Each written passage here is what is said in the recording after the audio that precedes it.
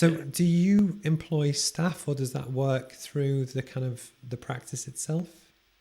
Yeah, so the practice basically sets all of that up. In effect, I suppose the easiest model to kind of compare it to is almost like a barber renting a chair. Hmm. I turn up, more or less everything is there ready waiting for me, the reception staff, the nursing, the equipment, everything. And then I just turn up and I bring a small bits of equipment with me, stuff that's easily transportable, but in effect everything is there ready for me. The patient's almost in the chair, so to speak, and I just walk in and do my job. But it's almost from a business point of view, that's almost the dream in many ways, because it's every business goes from a point where you start somewhere, generally with nothing, and then over time you kind of build it up. That Yeah. it's almost someone else as part of your fee that I guess you pay. They're almost doing your business development for you and bringing you the customers. Yeah. So it's a fascinating kind of way to just kind of talk it through. Yeah. To Yeah. kind of expand on it further, and is the dream one day to own your own practice or a set of practices? I just want to kind of think it through. Yeah.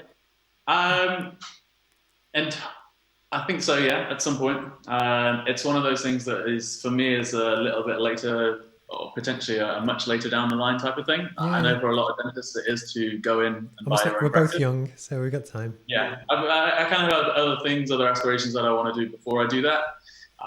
So for me personally, not right now, but it's a never say never thing. I did look at it a few years ago, Okay. but then I decided the place, the position wasn't right. Because this is almost where the branding piece comes in, because it's almost, why would people hire you as opposed Yeah, to someone else? And it's almost, I think one of the mistakes that some people make is that whenever they start on their own, whatever it is they kind of go on to do, is that they go from a job, they quit the job, they start the new freelance, and then they start to promote themselves. As actually what you want to start doing is building your brand years in advance and just getting out there, raising your profile, speaking to people. So it kind of does kind of make perfect sense. A lot of my kind of audience and background, and almost one of the things that I'm starting to get more into, is tech. And this is in the northeast of England. There's actually a really big tech scene, much bigger than you'd think, actually. I don't know what the stats are, but it's really kind of growing and thriving. And one of the big things that a lot of people kind of look for is how you look to build a scalable business. And this is almost where you develop some sort of product, knowledge, or IP or app, where essentially you put the work in up front that is almost your branded product. And then it's the idea that you can sell it unlimited number of times for a limited number of effort, and therefore you can scale kind of exponentially. yeah. Kind of in healthcare, is there anything like that, or in dentistry?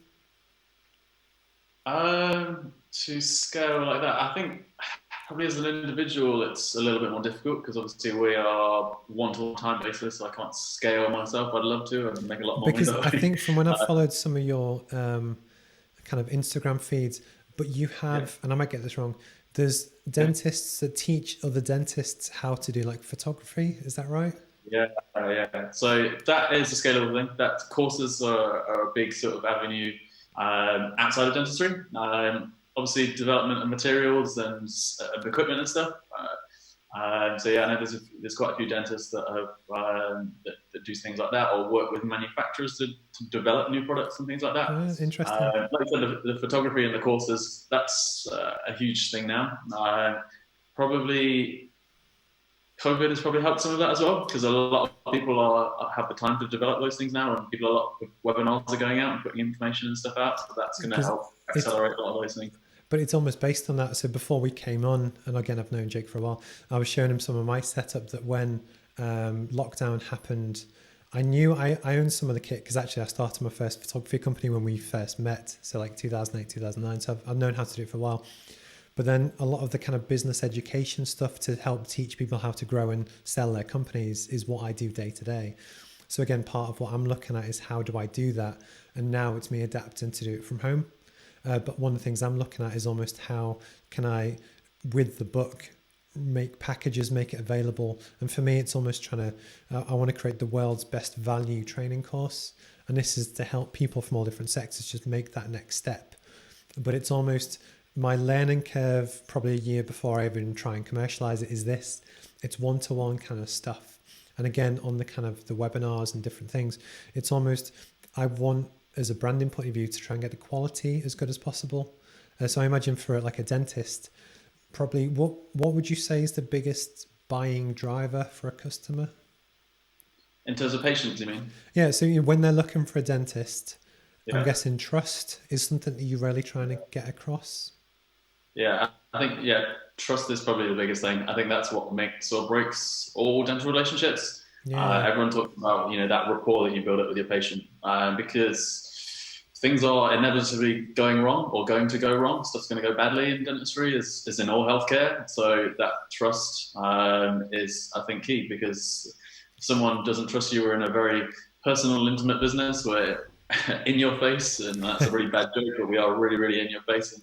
And so, yeah, if that trust isn't there, and a lot of people are fearful for the dentist as well. A lot of people have that phobia of going to the dentist and seeing the dentist.